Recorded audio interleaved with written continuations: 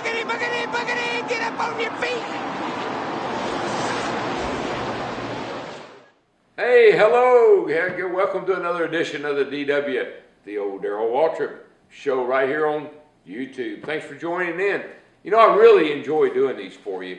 It gives me a chance to kind of share some of the things with you guys that maybe we left out of the telecast, or maybe things we just didn't think about. But how about that race?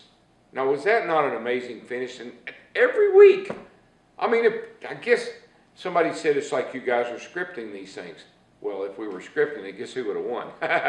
Probably Dale Jr. would have won. Maybe he would have beaten Kevin Harvick by about as much as he beat Kyle Busch for second place. But the finish of that race, it was kind of fascinating to me. You got Harvick, who won the race. He's standing in victory circle, and he's saying, well, I guess I'm the bad guy.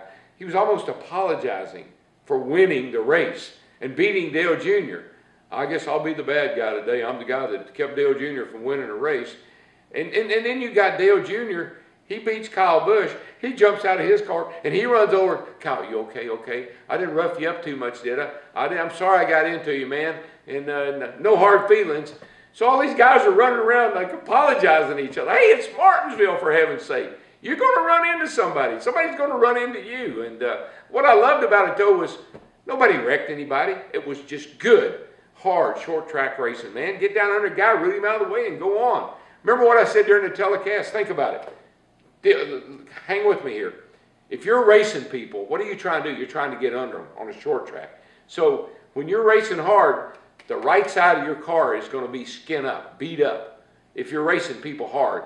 And if you're in the way and you're getting past like that all the time, that's what you are. You are in the way. Because this guy's coming in, bam!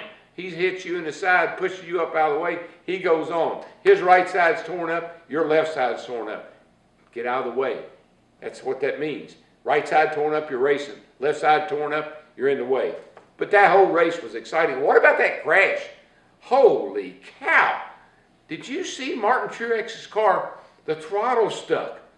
And he went in there and he caught, if it hadn't been for poor old Casey Kane, that would have been a whole lot worse. But Casey kind of helped soften the blow a little bit. Now, I know you probably heard, we got a button on the steering wheel. It's in an awkward place. It's on one of those spokes, a little red button.